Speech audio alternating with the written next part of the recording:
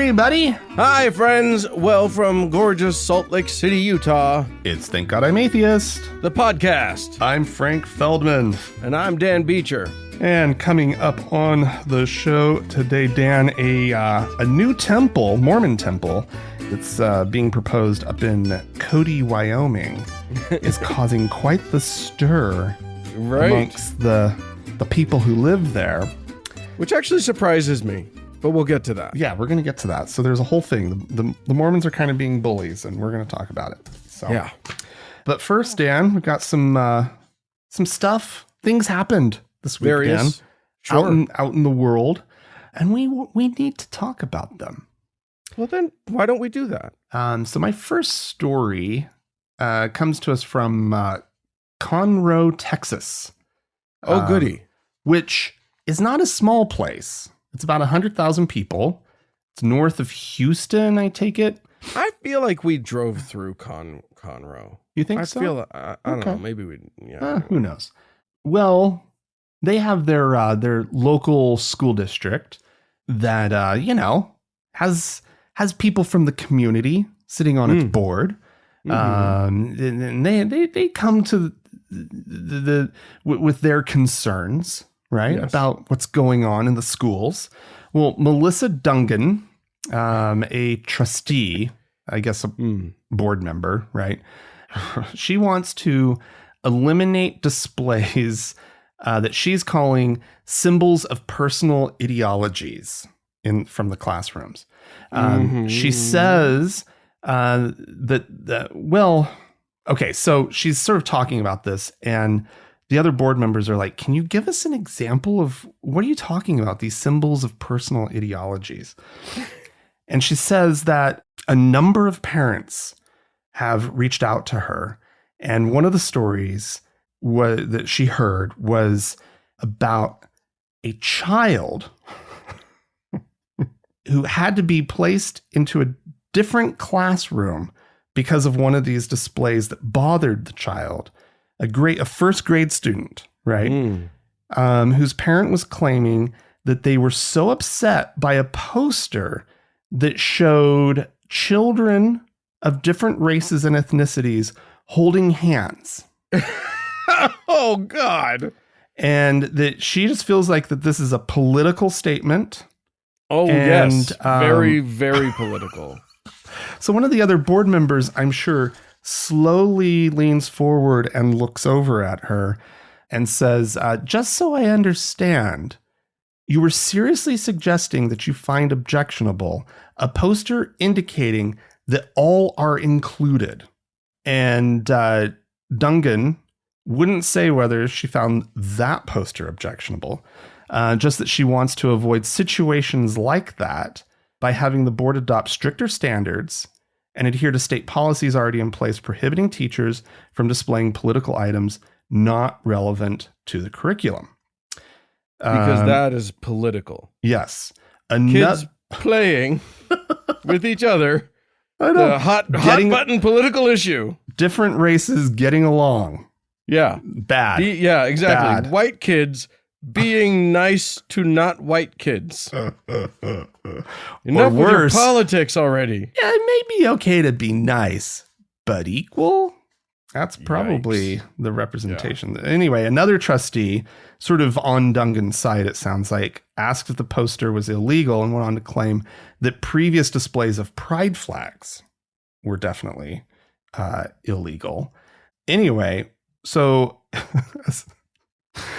one of the other trustees asks Dungan if Bible verses were also in violation of existing policy. Oh, you don't ask that. You wait. Okay, it's fine. All right, fine. You don't tell them about the trap they're setting for themselves. You let them fall in it. She says, I know, but they're like, right? Wouldn't you agree? And Dungan was like, I don't know. She refused to answer. Right. Anyway, so this is going on. This is where it's heading right now. Is just these are the people that are on school boards across the nation, right? Yep. And they're starting to feel a little bit more emboldened. Or a lot emboldened. And she let slip something that she had to know. You A can't little say a this. little of her own personal ideology came Yeah. out. Yeah. Oopsie. How does she not know? I mean, she has to know you can't say this, but she said it. No, that's the She's- problem with elected officials in small jurisdictions. Anybody can just get themselves elected, and then no, they don't know. Well, I think it's great because she's saying the part that she's not supposed to be saying, right? For everybody to hear, and everybody can just be like, "Excuse me, what are you saying? Like, you're really what? That's the object. Okay, all right. I mean, if kids can't display, if displays of personal ideology can't be displayed, then all you kids leave your cross necklaces at home. Yeah, exactly. Well, this other school board member who like picked up on it and knew the angle, right? Yeah. What about Bible verses? I'm getting to the point where I think all of our listeners, every last one, especially our U.S. listeners, because I don't know how things work in other countries, but you all have to run for school board.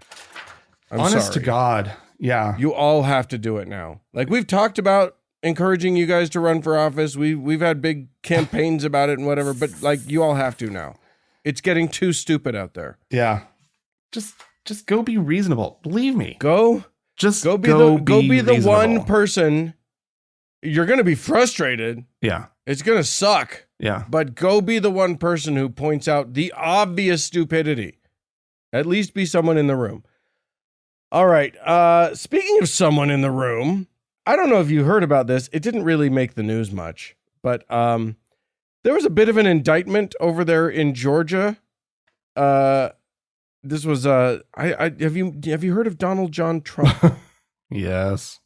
Who I've been waiting for the Georgia indictment for forever. It took them way too long. Yeah, it should have happened way sooner. It should have happened 1.5 to 2 years ago, but okay, it has happened. Donald Trump was indicted for the 4th time, this time in Georgia, under the RICO Act, the Georgia Racketeering Influenced Crime, something beginning with an O. I don't remember what it stands for. Anyway, what that means is that it was a conspiracy. Yes. The charges are that Donald Trump and I think 18 others unlawfully conspired and endeavored to conduct and participate in criminal enterprise in Fulton County, Georgia. Yeah. And elsewhere. Mm-hmm. And one of those 18 others was none other than the Reverend Stephen Cliffgard Lee, who is a local clergyman there in Georgia. Now, in his involvement in this is about as yuck as you can get, because his involvement is that he was asked to go in and convince 2 election volunteers. You may remember from the January 6th Commission's hearings, what's her name? Ruby Freeman and her daughter Shay Moss. I think Shay was the one who went and testified. They had their lives basically ruined because Rudy Giuliani and some other people like got video of them passing around a thing of mints and then accused them of having a thumb drive. And, they literally were the most innocent humans on the world who were volunteering their time to make sure that the elections ran well. And suddenly they became the focal point of the most hateful humans in our country. Not just Giuliani and his cohorts, but like all of the sort of spiteful ding-dongs in MAGA land who wanted to get out and harass somebody and yell and scream. And these 2, their lives were devastated by this.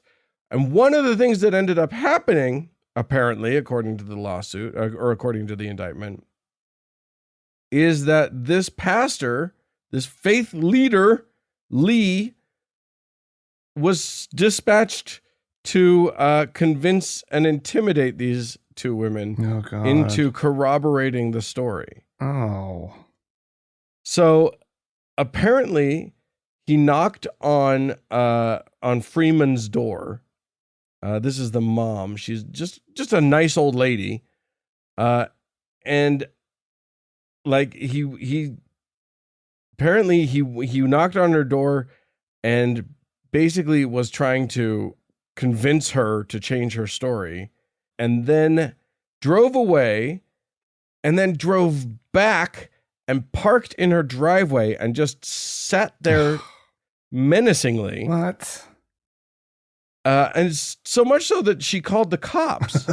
So now there's like police like body cam footage of him in her driveway. He said, here's a quote from that footage where he said, "I'm a pastor.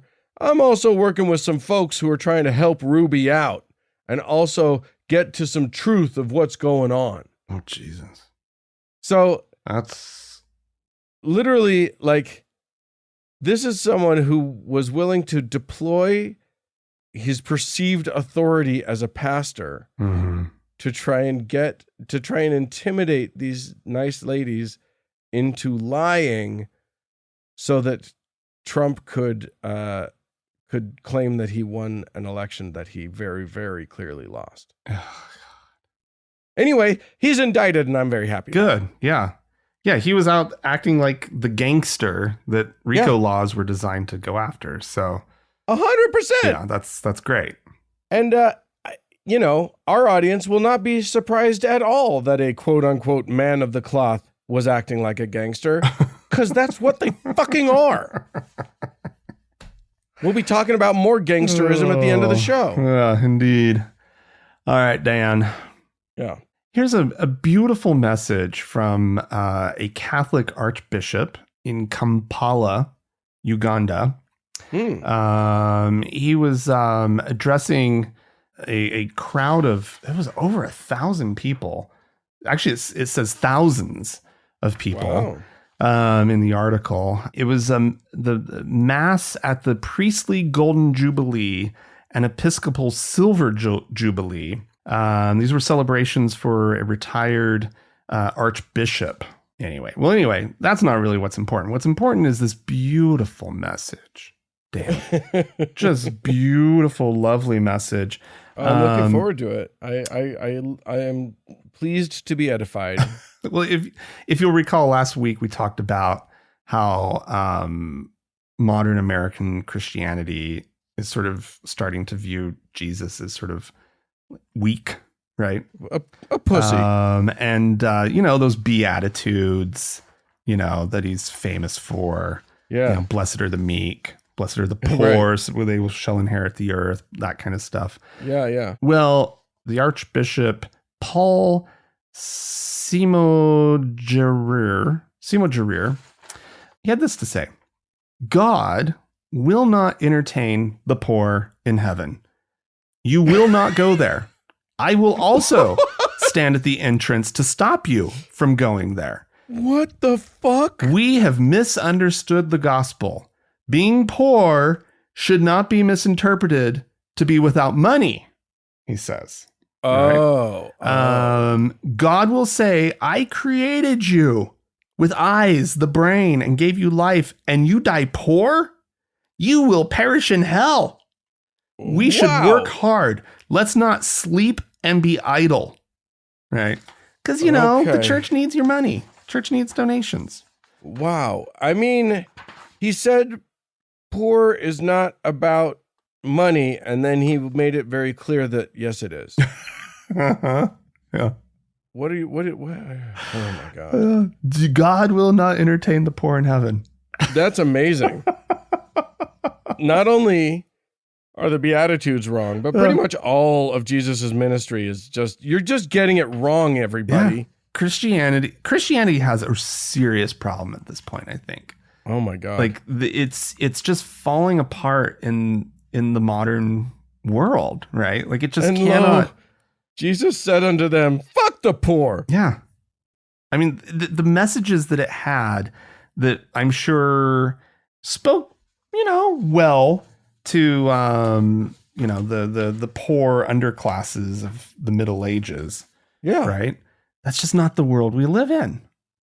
And so this message is it's just, blessed are the poor. What the fuck are they talking about? What the fuck is this guy talking about? That's and this is a Catholic archbishop, right? Oh my God. Yeah. Happy Jubilee, everybody.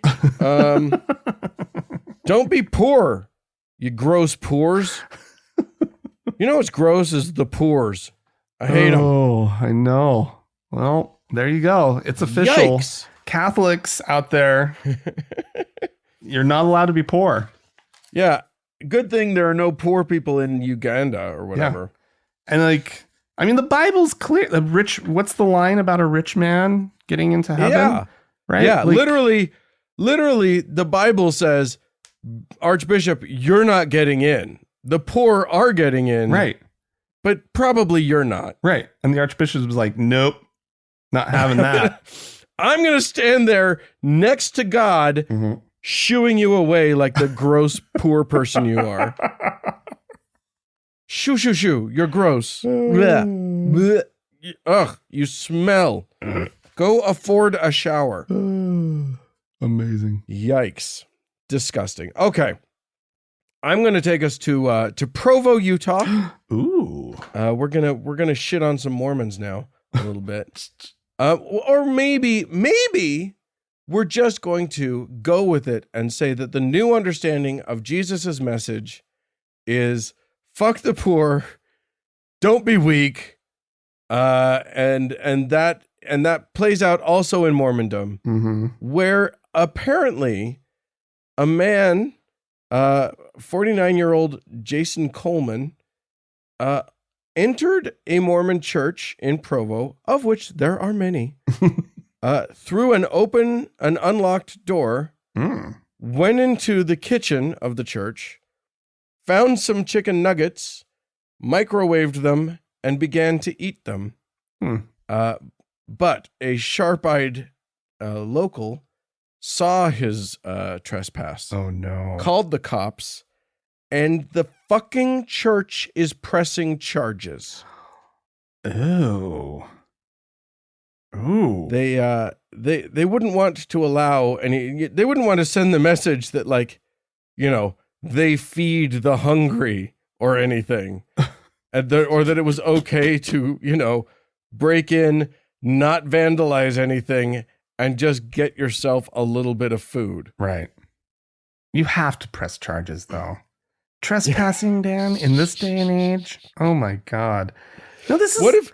What if people started rampantly just walking into open churches and eating? Oh. What then? Just absolute worst.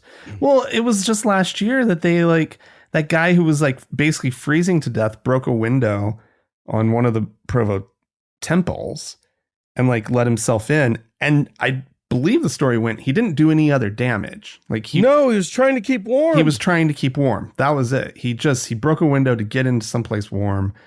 And he knew in the middle of the night there wouldn't be anybody in the temple, probably. Right.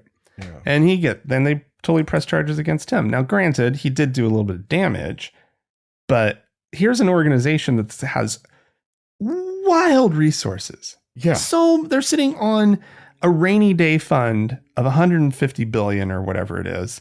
And they could literally build a building in every city in the world. Yeah. Just for homeless people to break. This specific need that is starting to be very pervasive in this country, right? Yeah. More and more neighborhoods are having to face the reality of homelessness and hunger being right in front of them. Yeah. Right.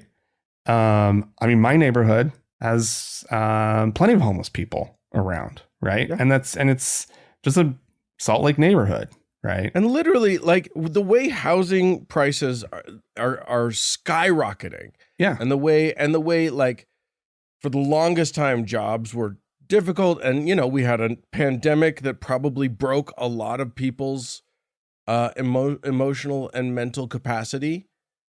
like beyond them being able to recover well. And there's no health care out there for you if you don't have a job or whatever. It's easy to be unhoused in the United States of America right now. Yeah. Like it could happen to anybody. Yeah. And here's an organization that could actually solve the problem if they chose 100%. to. They could solve it. They could solve it and still have money left over for Jesus to come back. Yeah. And because that's what they say it's for, those of you who've missed that story. Because we'll all need so much money when the second coming occurs. Well, they know they're going to be competing for Jesus's attention, right? And they're like, hey, Jesus, we have $150 billion just for you. We know God doesn't like poor people, so. And we ain't poor. Yeah. But this riffraff that keeps breaking into our churches, hungry and cold. I what think would Jesus say about that? I think they should eliminate windows and have like ironclad doors that only open with keypads or key cards or something. Or some sort of like AI machine gun, right? That just like the With poor lasers. as the poor like are approaching their chapels, they're just like just be done with it. Just take them out. Yeah. Might as well. They will eat your nuggets. Don't make no mistake. They will eat your nuggets. Shamelessly. Oh, God.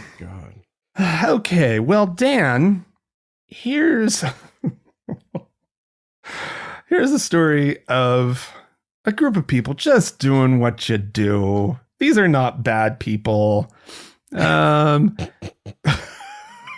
a hell of a wind-up. Oh, yeah, sure. Over in that Archdiocese of Cologne in Germany, this is our Archdiocese is in trouble, right? Like this is one of them that has like all of these like court orders to pay gobs of money to sex abuse victims, blah, blah, blah. Well, that'll happen. That's inevitable, really.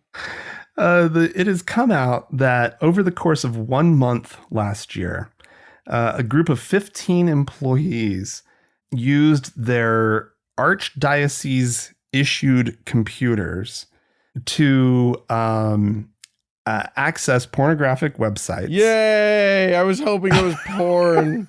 There were over 1,000 attempts to access porn on these computers. Much of which the church's archdiocese firewall caught because this is not allowed, right? Yes. It's also obviously not illegal, even though the archdiocese turns over all of this information to the local police, which is how it ended up kind of getting out into the media, right? The issue for the archdiocese was looking at porn on church laptops is a violation of their labor agreement. So these people are sort of like, I don't know what trouble they're in.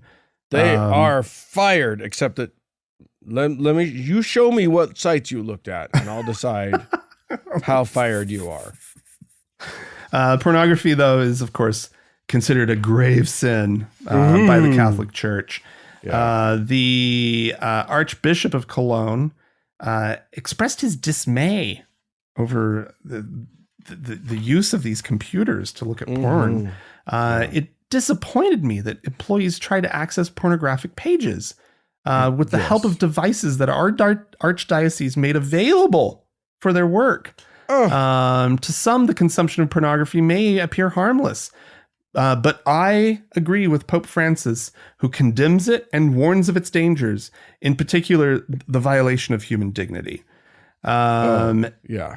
And I mean, I've definitely seen people do some pretty undignified things in porn. So as long as they're all consenting. Yeah, I'm down with it. Fine. I'm not I don't care about dignity. Yeah. But yeah, 15 people were responsible for 1,000 attempts. You would think at a certain point, I don't know how many times the church's firewall could like catch you and stop you from going to a website. And you don't realize, maybe there's a record of this, right? Yeah. Or or just be reminded, oh shit, I'm on the archdiocese laptop, right? I'm on my They're work doing laptop. it on purpose. No, They wanted to fuck with the archdiocese. No, I think they were just like Dumb. They were just dumb, and it's like, Yeah. come on, you have some other way of doing Don't this. you have cell sure. phones? Yes. That's what cell phones in the bathroom are for. What are you doing? So these 15 employees, I'm sure they're in lots of trouble. Yeah. They're going to have a stern talking to, or whatever their labor agreements allow for. They're probably fairly protected. Who knows? But anyway. All right. Well, I'm going to close this out with a tale of two schools. And the fact that, our listeners won't be surprised to hear me say this, but laws don't apply to religion anymore in the United States of America. I don't know if you know this. Maybe some of our people don't know, but if you have a sincerely held belief of any kind, and I mean, I don't mean of any kind, I mean of any Christian kind, then the laws don't apply to you. So don't worry about it. Two different schools came out with interesting stories where they no longer have to worry about the law anymore. The first one is one that I think we reported on back in like 2014 or something like this. It's been an ongoing battle. And this was a Catholic elementary school that fired an art teacher because she was unmarried and she got pregnant. And they're allowed to tell her, in their minds, that she can't have sex if she's not married. And pregnancy, according to Catholicism, which I find offensive, is proof of sex, which they have at least one example where that is not true. So I don't see how they can make that assumption. But yes, they fired her. There's been a very long legal battle that bounced around from court to appellate court to blah, blah, blah, blah, blah.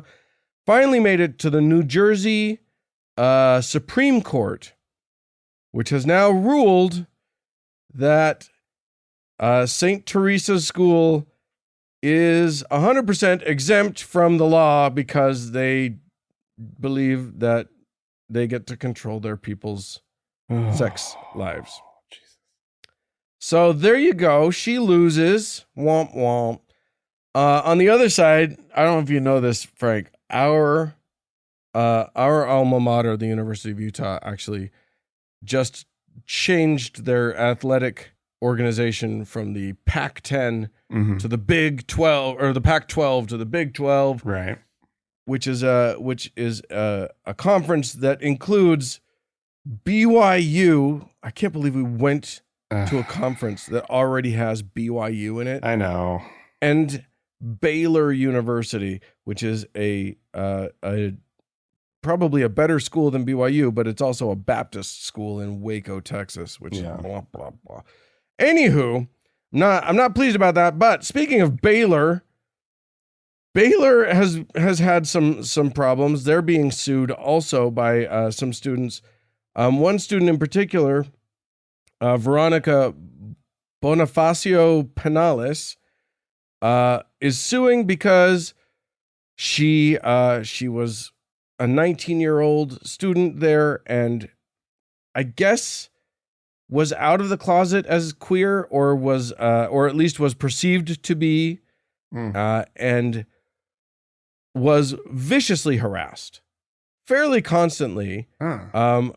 Things like a Bible was like, this is the nicest version of it, but a Bible with all the anti-LGBT passages highlighted was left at her door in the dorms with a note that said, "I'm praying for you." But also, like, it got worse than that. Like, an anonymous student would frequently leave, or group of students would leave Post-it notes on her door that said "fag."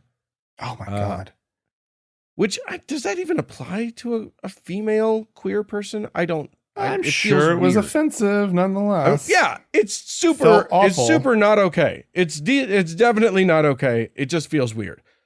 And then multiple other things. She reported these incidents to Baylor. Baylor did not respond to her complaints. Or if they did, they told her to get counseling, and that was their response. No worry about like the harassers, Right. just like, maybe if you weren't so queer, people be harassing you less. And so while this is going on, they came up with a really interesting new strategy, which is that they requested formally from the government that they be allowed to violate Title IX and that just be okay. And guess what? The government of the United States said, okay, fine.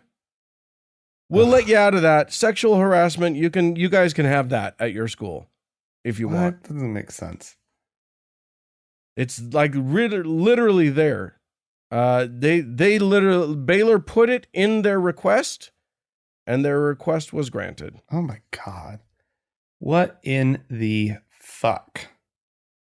So, there's something I like that's the happening. preempting thing. I like not waiting around. I like the proactivity of that, though. I think there was something that's been happening over the last couple decades with like gay rights movement, right? Which is we were starting to feel accepted. We were starting to feel, that where we were in the country really didn't matter too much, right? Like obviously there are places that are better than others, and more accepting generally. Yeah. But there was kind of a sense of like, I'm going to stay. I'm going to stay in this community, and I'm going to, because it's my community, and I'm going to kind of make myself known and have a presence and maybe have an impact and make things better. Yeah. And I think that was the right thing to do, right? Because that's where the tide was going. I think now I would encourage all younger gay people, all younger queer people, get someplace safe. Yeah. Just go someplace safe. Go where you're wanted. Go where people like will love you and accept you. And like these institutions like Brigham Young University and Baylor and wherever else you might find yourself, I don't think they're worth it. They don't want you. Yeah. You don't want them. Just take our word for it. You don't want them. Yeah. And you know what? Here's the other thing. If you aren't queer, if you aren't gay, if you aren't LGBT, and you work for one of these institutions, or you stay at one of these institutions, get out. Yeah. You get out too. They don't get us. Yeah. They don't get to have good people. Like there should be a brain and talent drain out of all of these shitbag backwards towns. Yeah. Let them have their hillbilly paradise. Yeah. And see how well they do with it. I mean, and that's dicey. This is not necessarily, we haven't really thought this through or vetted this advice. Right? No, it's terrible advice. Probably. I don't know. But like, I just feel like we're at this point where we're going to have to start. It just feels, I don't get the whole, I have never understood the, I want to be in this place to try to change it. Like, yeah, I don't think it works. Yeah.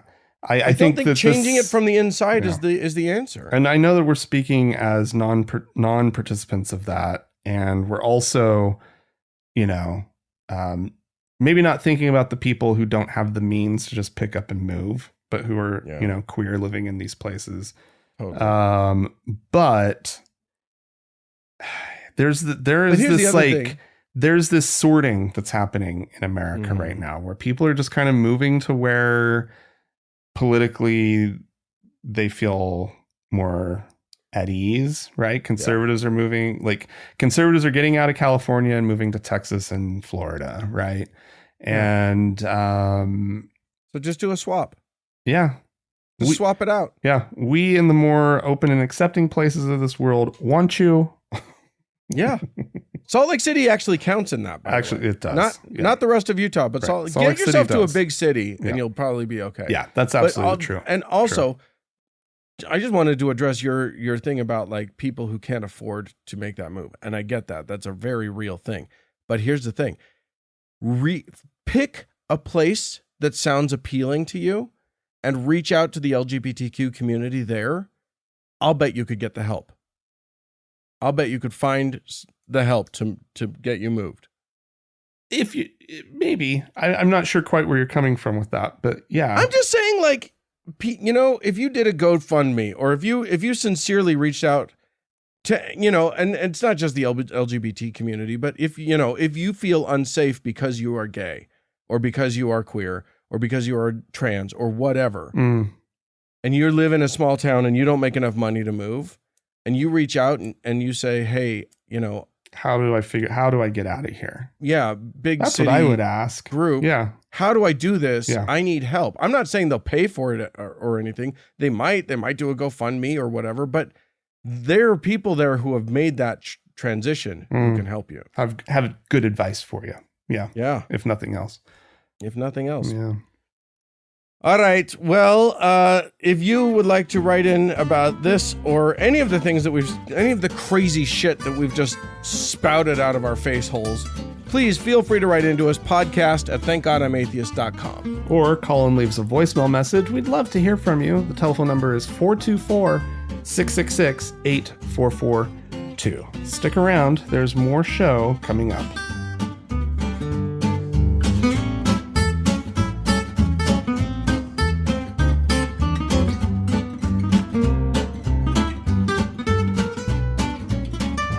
Well, Frank, Dan, the word of an apostle has come through. Really? Yeah. Self-proclaimed apostle. Apparently, you can just proclaim yourself an apostle. I mean, but this is a guy. Yeah, we've named people apostles. Yeah. Yeah. You could just be an apostle. Anyway, this particular apostolic fellow is named Tim Sheets. There's never been an apostle named Tim Sheets. Yeah, you don't get to be. If that's your name, you're at best you're like a deacon. That's as good as you're gonna get. Anyway, he is in Washington D.C. on a patch of grass, apparently near the White House. And he's got a prayer for all of us. Oh, good to hear. Oh, so. We pray, Lord, that the cleansing of iniquity would go forth across this park into the White House and strike those iniquitous roots of Baal that are there. We fuel the efforts of seraphim that are battering them and shattering them, and the breakthrough angels that you promised would be present to break up, break out, and break through. Break up the efforts of Baal in this city, and we declare in Jesus' name that the lordship of Jesus and his kingdom will extend throughout this city and throughout this land. Hell is not going to stop it. It is time for the rollout of the kingdom of Almighty God at levels that have never seen before. It is time for the merger of heaven with the earth realm. It's time for the merger of angel armies and the remnant warrior armies in the greatest campaign earth has ever seen. And we say in Jesus' name, let the rollout begin. Woo! Wow. Roll it out. Are they just LARPing at this point? Do they think they're just playing like Jesus D&D? It feels like they're just making shit like they've got new bad guys, Baal's now suddenly like this big deal. Oh, yeah. They're not talking about Satan. They're talking about Baal, who, if they know anything, is a different god. Is just a different god from Yahweh. No. It's not. Baal is not the devil. Dan, how dare you? Baal He's is not just their a god. storm deity. Not their god. He also calls forth seraphim. Yeah. Look at him. And also something about we fuel, Sarah. What are you fueling them with? How are you fueling? I mean, are you offering sandwiches? Are you offering? Do Seraphim run on diesel? What are we talking here? I don't know. Looking at this guy, I would say probably donuts and beef jerky, biscuits and gravy. This guy. That's the other thing. This dude looks about as like nerdy substitute teacher as you can get. Like he reads like he's the annoying guy that got added to your threesome at the golf course. Oh no. Okay. Well, anyway, something about the remnant warrior. What is that? I don't, man. He went off. I don't know where he was coming from, but he's yeah. Right. He's got it's basically the biggest war that Earth has ever seen. That's going to happen between his invisible friends and his invisible enemies there at the White House. So, well, I trust Tim Sheets. I'm just going to say. I want a shirt that says "I trust Tim Sheets." Apostle Tim Sheets. Let's make that a TGIA merch thing. We'll just have "I trust Tim Sheets" and nobody will know what it is. And then he'll see one eventually and he'll be like, "I'm really getting through. They're making shirts about me now." Oh my God. Tim Sheets. All right. Well, we had some lovely people write into us. We'll start with Ira, who said, "Hi guys. I just wanted to add something to the discussion about the financial planner that the other listener was worried about." You'll recall that last week we had a listener write in who didn't want to go to a financial planner who had proudly proclaimed that they were LDS, that they were Mormon on their LinkedIn profile. Right. Because that potentially indicates that they're what? Oh, that they're sending a little bit of their money, a little bit of his money would be going to the Mormon Church. That was one of his concerns. Yeah. Right? Yeah. Yeah. And yeah, and also there was some question about the mental fitness of someone who believed in Mormonism. In Mormonism. Specifically. Yeah. Anywho, Ira says, there's a big difference between refusing. Oh, that's right. One of the things that writer had to say was, if I don't go to this guy because he's Mormon, am I just being like a cake shop that won't do a gay wedding? Right. So Ira says there's a big difference between refusing to patronize a business and refusing a class of patrons to your business. Oh yeah. Yes. The default in the US law is that as a business owner, you don't have to serve anyone. You're the one losing money. In practice, this led to problems such as nearly all hotels in an entire region of the country refusing to let black people stay. So the concept of a protected class was introduced. Businesses can kick out a particular black person for non-pretextual reason, but not refuse to let any black people in the door in the first place. If you reverse it, though, it becomes a lot dicier. Imagine if all of the potential customers in an area were prejudiced against a business owner for some reason. Even if it's unfair, how could the state step in to force individual customers to shop at Joe's Gay Cakes instead of Ted's Christian Cakes?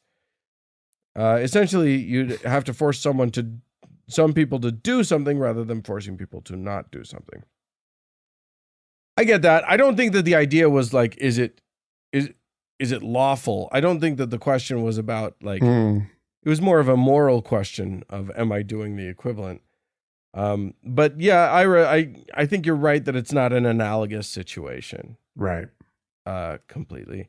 And along the same topic, we had another person who wrote in to say, hi, Frank and Dan, I have to disagree with you on your support of utilizing the services of a Mormon financial planner. Oh. Them advertising their religious affiliation on their LinkedIn page tells one a lot about them.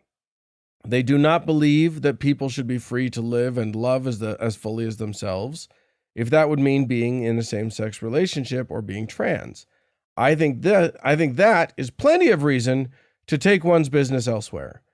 Additionally, if one wants to compare this to refusing to bake a cake for a gay couple, the cake shop owner was discriminating based on an integral part of the couple's humanity. They didn't choose to be gay. They simply chose to live a full and love-filled life.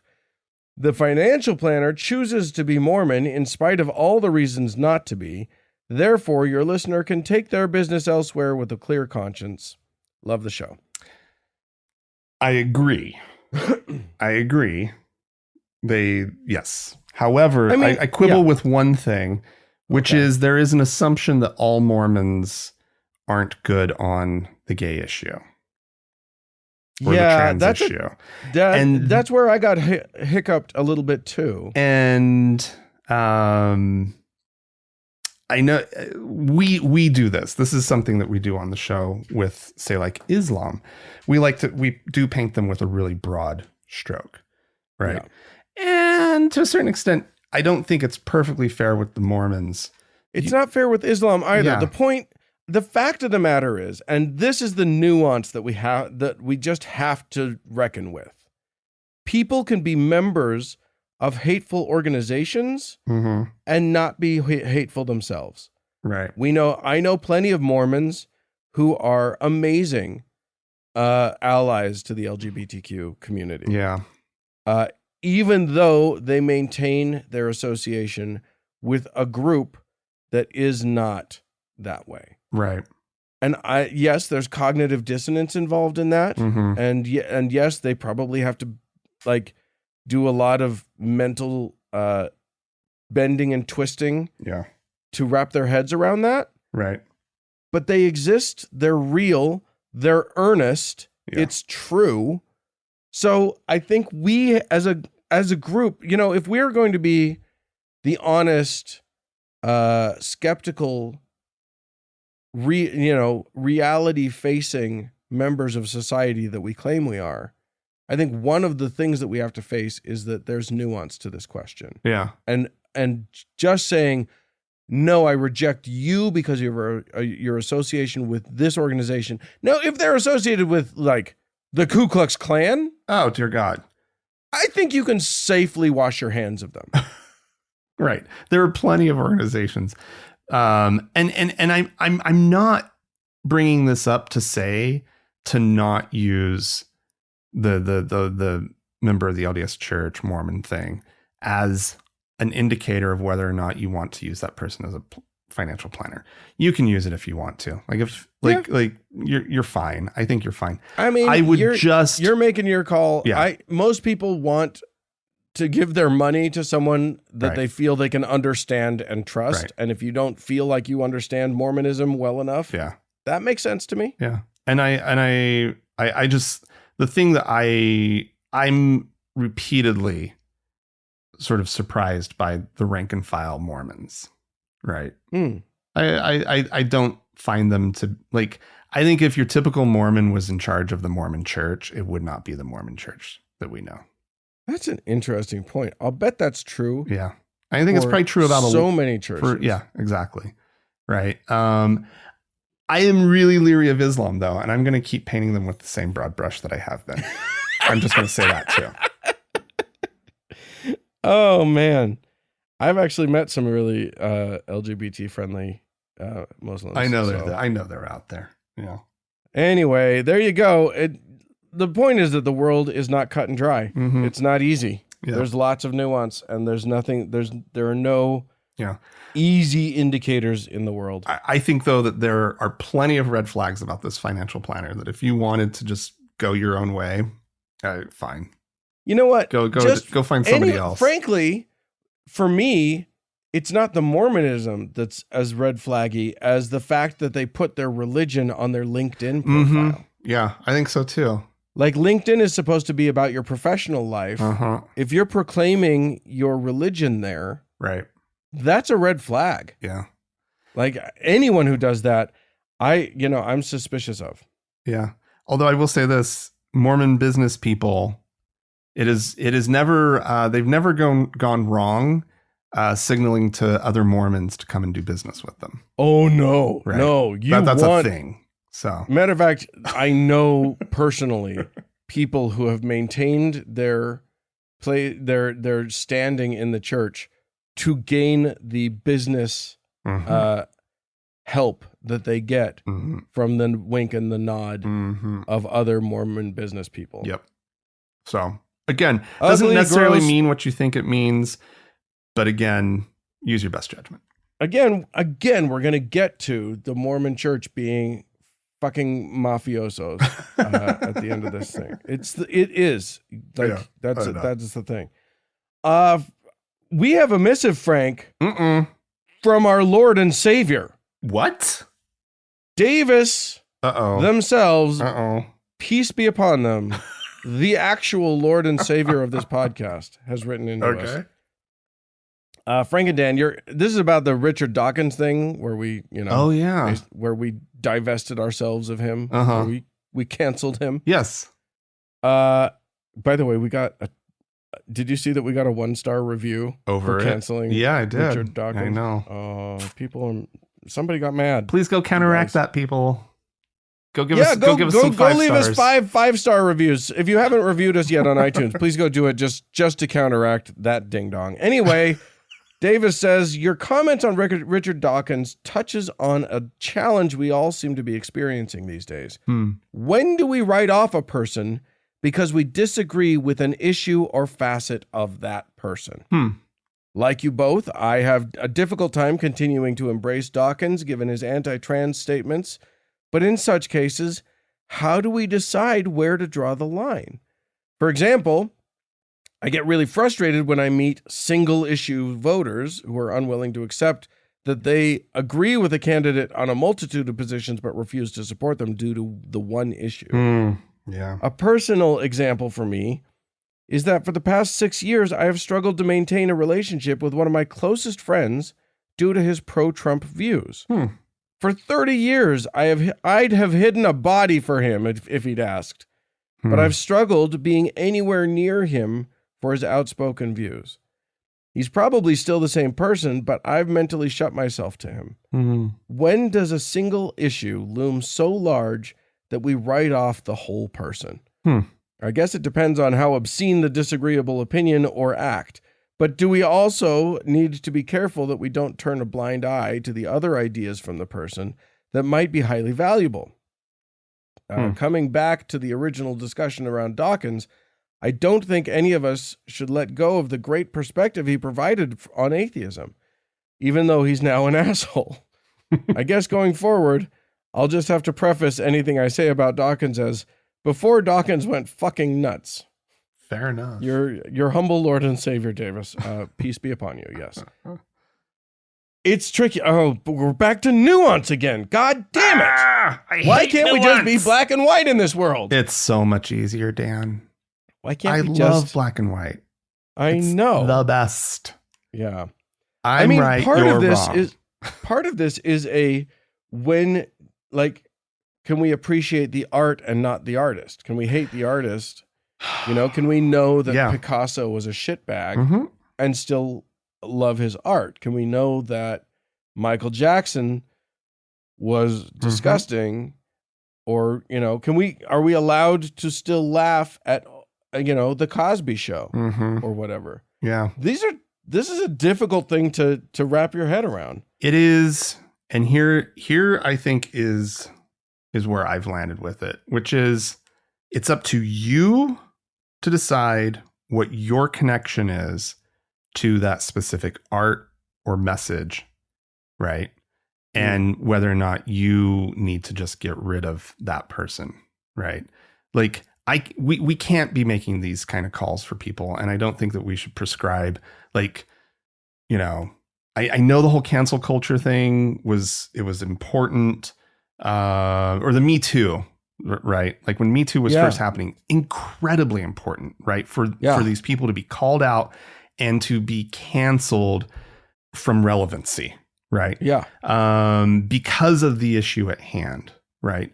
But as time has progressed, there's one particular looming figure in that group that for me has been really hard. Actually, there's a couple, right? How do you go back and watch a Woody Allen film in this day and age, right?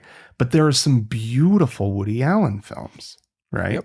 How do you go back and rewatch the TV series Louis, right? Louis C.K., right? Yeah. When it was brilliant, right? It was truly brilliant and revolutionary television from my perspective. And losing that was a big loss, right? And so for all of these things, you have to decide, right? And for us to come on here and be like, we're canceling Richard Dawkins, he's dead to us. That's us, right?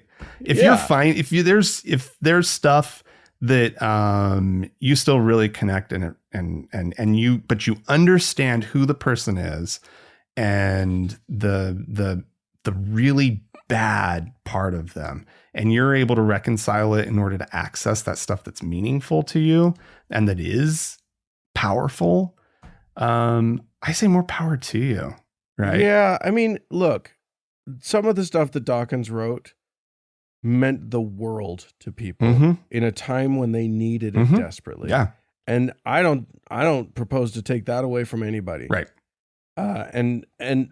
But I also propose that it is 100% okay to divorce the person from the ideas, or to divorce, like, you don't have to adopt Dawkins to be moved by and appreciate his ideas that he had and where his books took you. Right. Exactly.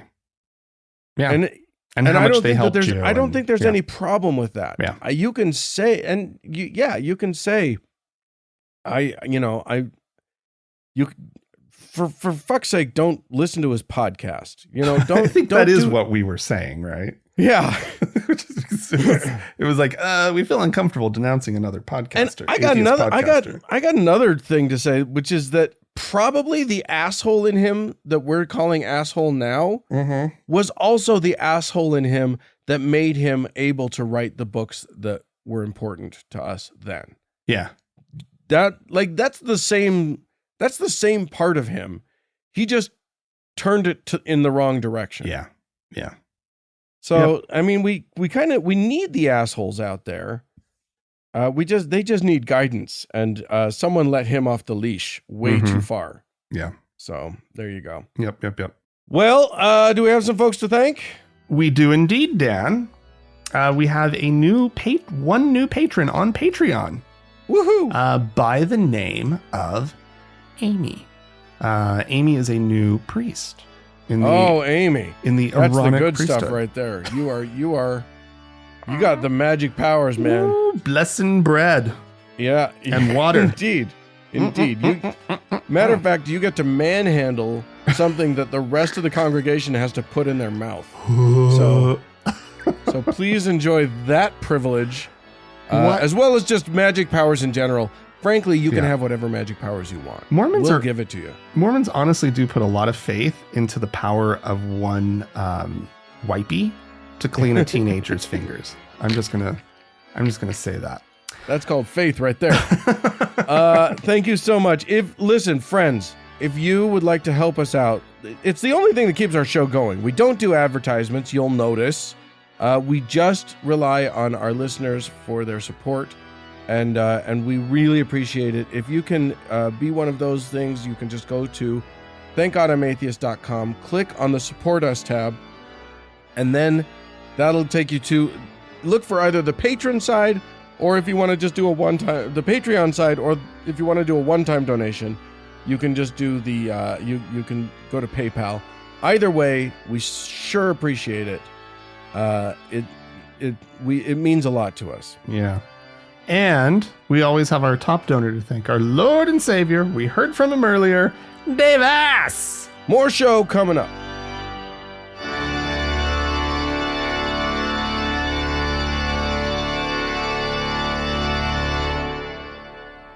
Well, Frank. Dan. You and I grew up in the Mormon Church, the Church of Jesus Christ of Latter-day Saints. It is forever scarred into our brains.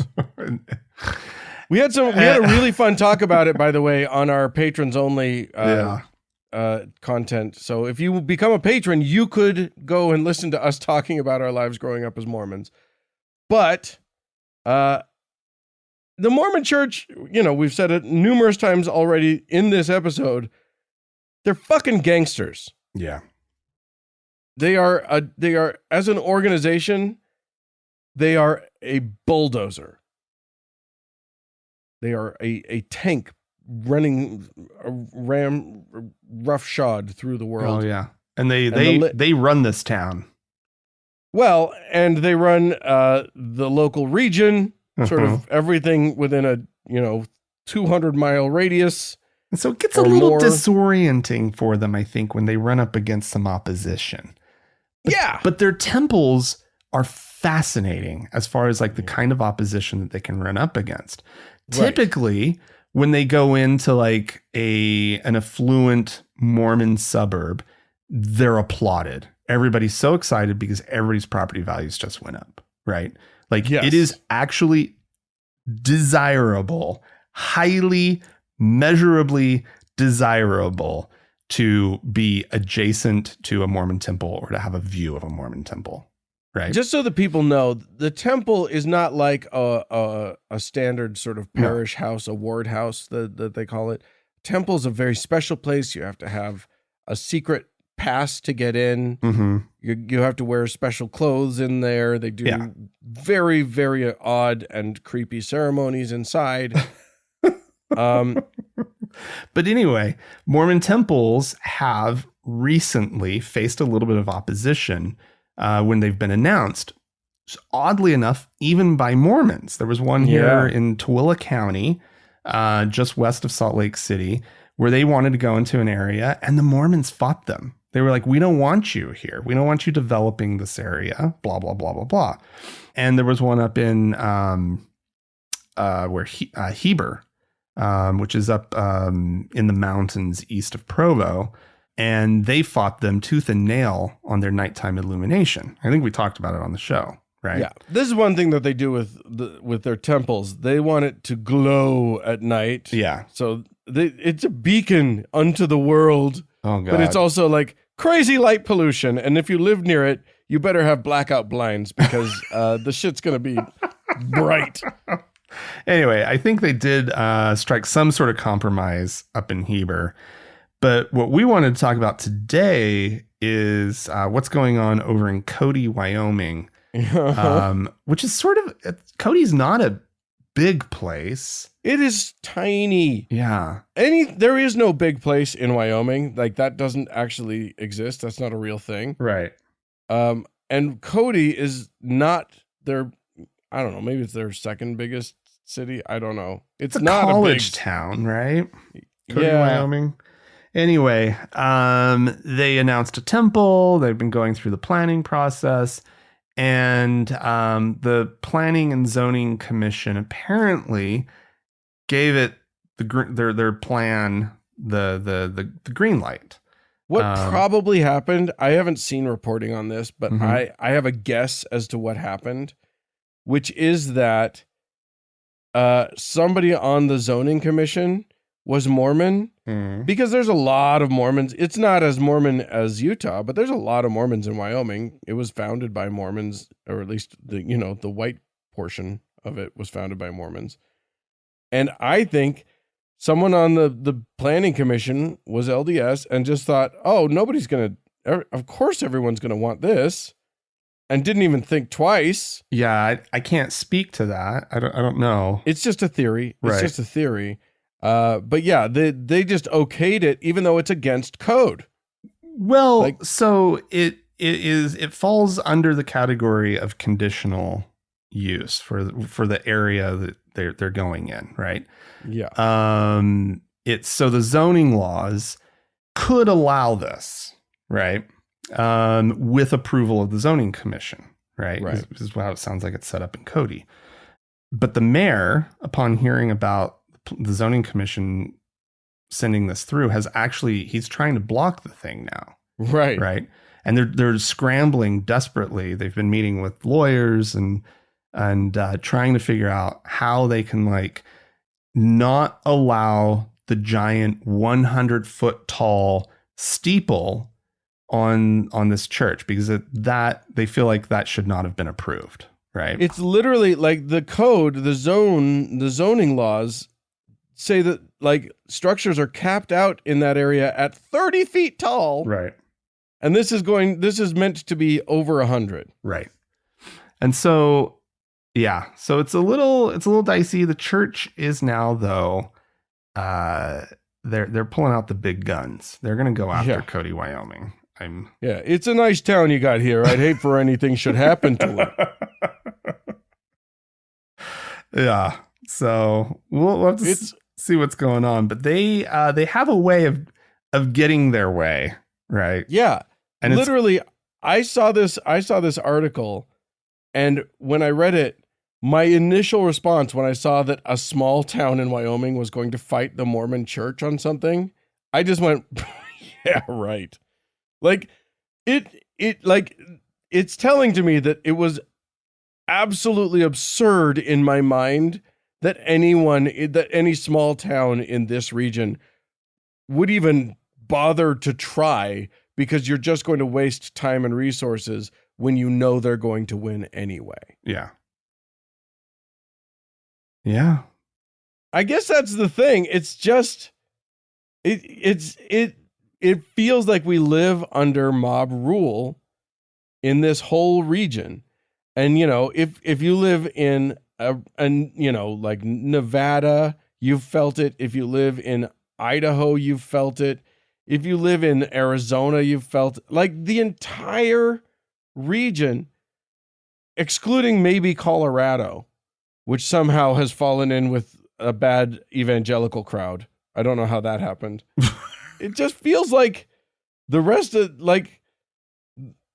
it's crazy how much power this relatively small religion with a giant legal team. Right.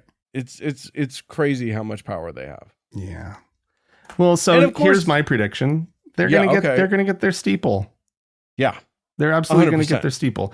The city probably could have kept the steeple from happening, at least at that scale, if it hadn't gone through the planning commission. Yeah. I think that's what killed them. I think even then, if the Mormons decide that they want something, they're going to get it. I wouldn't be shocked. Like literally, they would just what they would probably do is put the damn thing on hold for just long enough to vote out, to make sure that like that mayor and commission are voted out, and they'll plop in their own people. Like they are literally like, they're vindictive, they're powerful, and I wouldn't put literally anything past them at this point. It's a bully of an organization. They do not brook hearing the word no. And this whole thing could be solved. Like, one of the ways that this could be solved, which is very easy, is for the Mormon Church to say, "Oh, sorry, I see now why you don't want that. We'll just change our plans for the temple. It doesn't have to have a steeple that high." Right.